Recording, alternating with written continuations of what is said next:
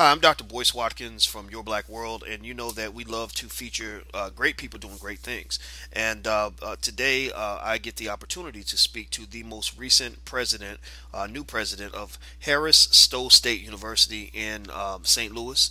And his name, and you know what, and I should have, I've called him President Warmack, but I don't know if I should pronounce his name Dwaun or Dwayne, and he's going to correct me on that. So I want to ask President Warmack, how you doing today, brother?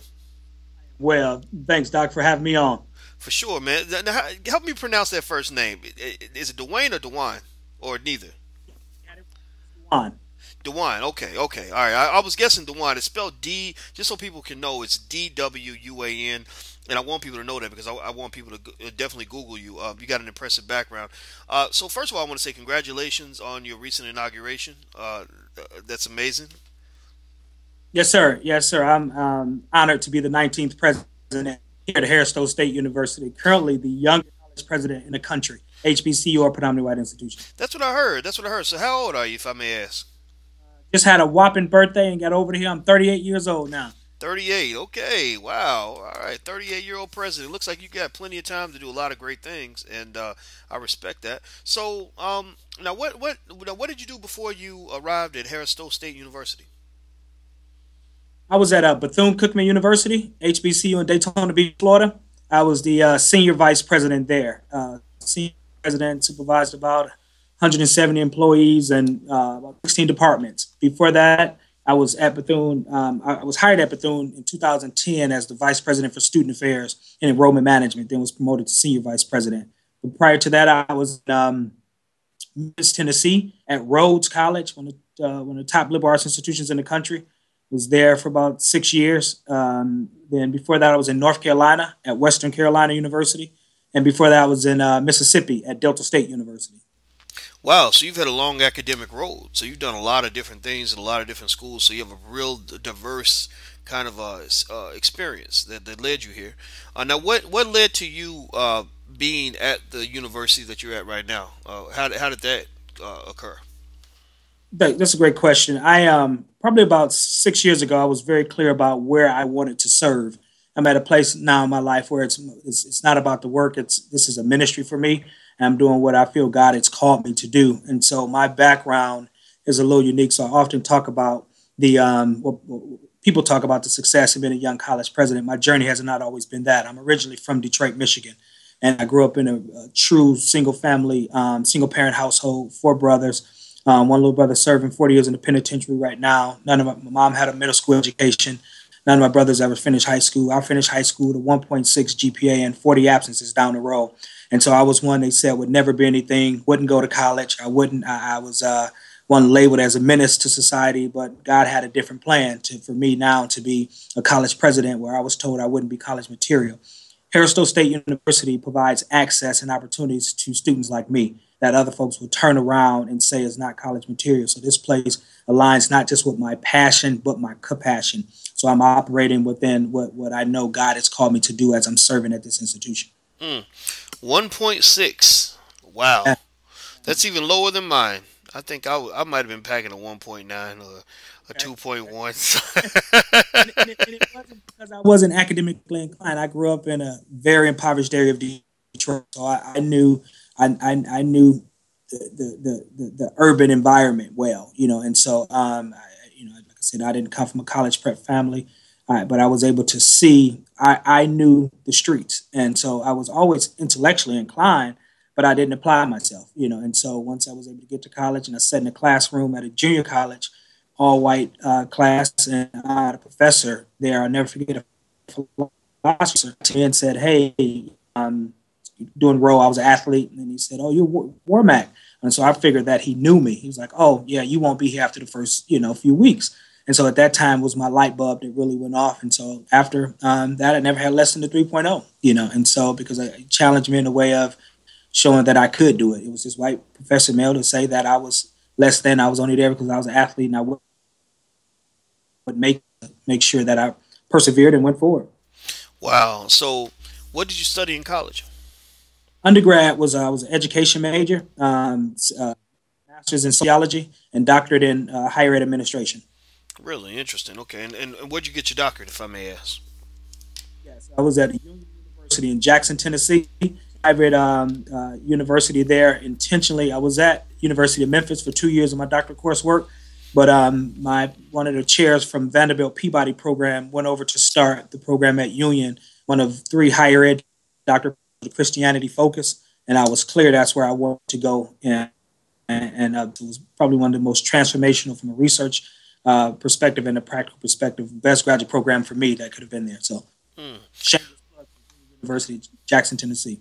Wow, wow. Now, what's been the greatest challenge so far? Of running an institution, at that level. Well, I think it's someone asked that the other day. It's twofold. I think it's moving here. I stepped to the job on just started July 15th, and 3 weeks later, August 9th happened, the Ferguson tragedy.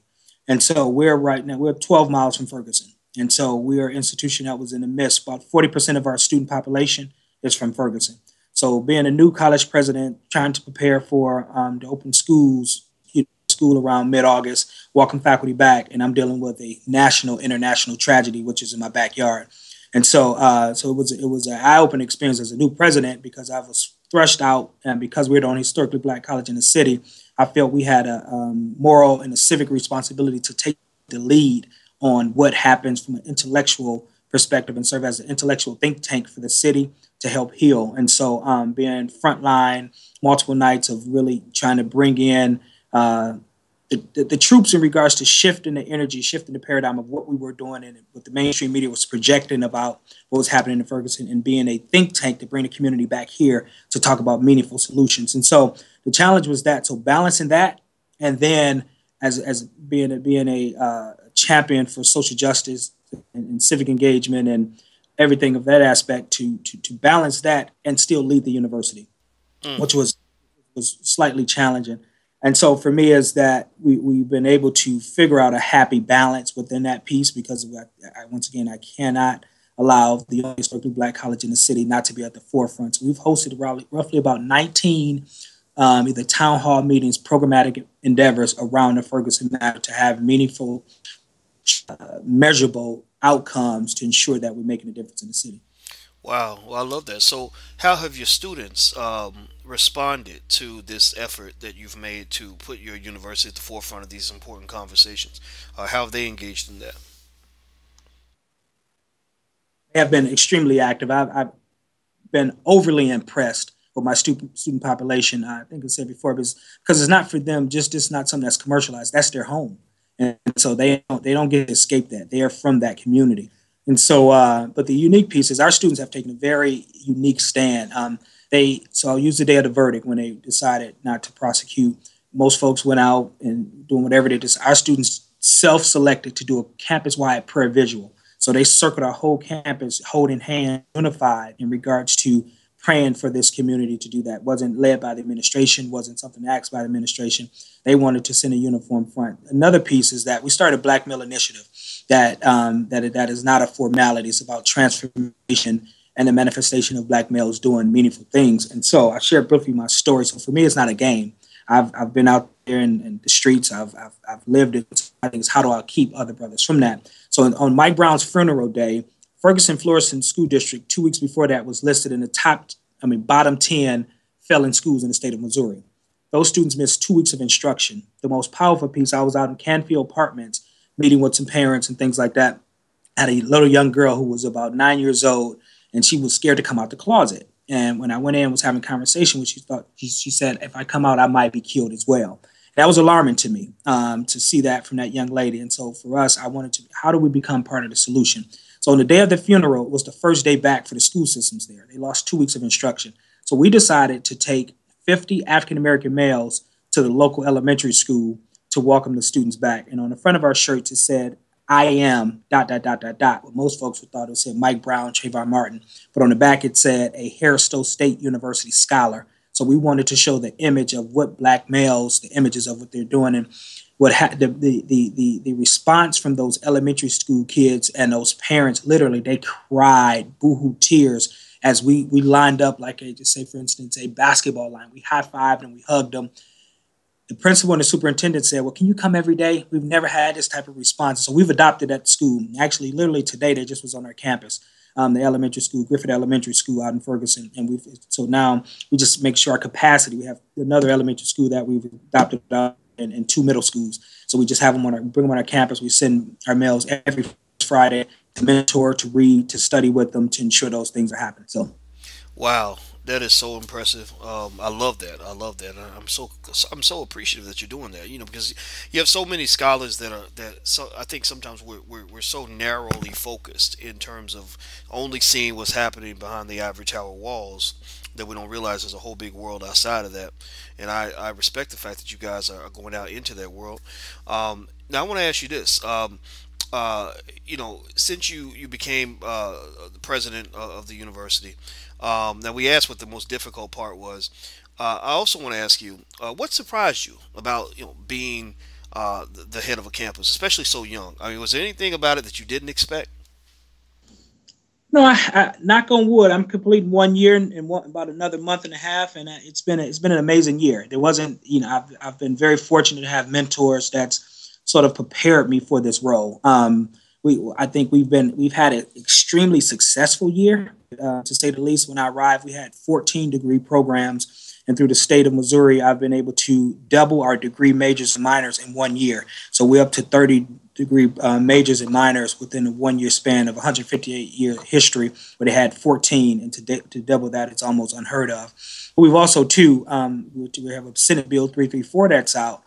There's 13 state institutions in the state of Missouri, and out of 13, the party state system can offer graduate degrees. We're the only one in the state system that is not allowed based on some vague statute. And no one can answer to me why. And so for me, it was, okay, well, let's push forward to figure out why the only historically black college in the city of St. Louis is not able to offer graduate programs.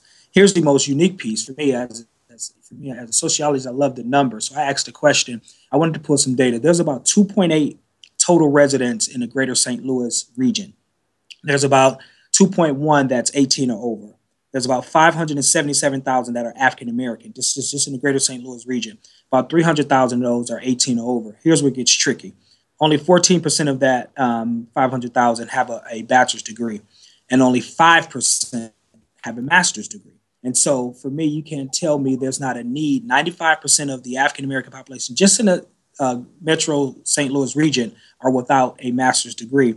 And the only historically black college that's here in the city can offer those. And so we have a Senate bill that's there, passed on the Senate side, testified on the House floor yesterday. It passed the House Education Committee 9-0. And so now it's moving up to select committee. So I'm very confident in the momentum that we're doing. What folks said it'd never happen at an institution decides to be able to do. So we've had a amazing year. We've raised more money this year than the institution has raised in the past 10 years. So a lot of our corporations have sponsored it for scholarship purposes. Our application pool in regards to enrollment is up 87% from this point last year. So we're excited about that. Our academic profile is the best that it's probably been in school history. So we're excited about all that's happening right now. Wow, that's extraordinary. I want to follow this story. I want to see what the campus becomes over in the future, especially with your leadership, and hopefully it'll be a long tenure that you spend there. I don't know what your plans are, but I'm sure you keep doing things this well, you're going to be in high demand. So we'll see how that works out. But I want to ask you this. So if I'm a student, anywhere in the country that's watching this video and thinking about going to Harris-Stowe State, or I'm a parent thinking about sending my child to that school, what would I expect? What kind of experience would I get at Harris-Stowe State that would differ from all the other universities I might be able to choose from?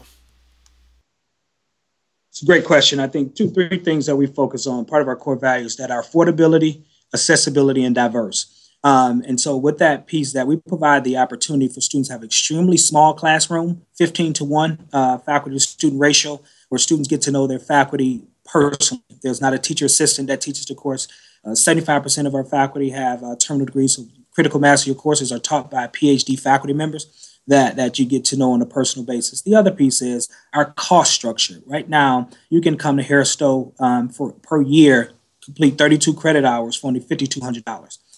So if I'm a first-gen low socioeconomic student, your Pell Grant is $5,730. You can get a refund check just from your Pell Grant to get to come to school here and get full time, and your books are included into that price structure. So for me, from an economics perspective, there's a lot of folks that can. And that's in state, but our out of state tuition is very reasonable as well. And the third piece is this: they have a cool president. I'm on Instagram, I'm on Twitter, I'm on Facebook. Students know my name. Maybe it's not one of those pieces where your administration, senior administration, the president is you're just another person. We know them. We walk across campus. We embrace them. I'm a hugging president. I'm a dapping president. I'm a fist bumping president.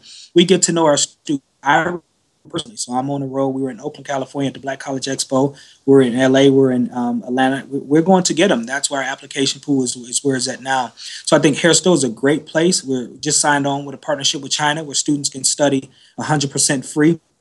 Go to China and study, and those grades will transfer back 100% free, paid for by the Chinese government through our School of Business, our Anheuser-Busch School of Business. So we have a lot of unique opportunities for students to have the global experience, the internship opportunities. We're in a metropolitan city, so our students can get the urban feel in a small classroom environment as well. So it's a great place to be. It's a great place to be, and it's affordable. Well, that was a hell of a pitch. It was so good that I want to go to school there now. And if my kids were still college age, I would send them. I would say, you need to take a look at this school. I love everything you're doing, man. I'm so impressed. I knew you through a mutual friend, Roosevelt Mitchell III, but what I knew was what I looked up. But what I hear and what I see from talking to you and listening to you has me inspired.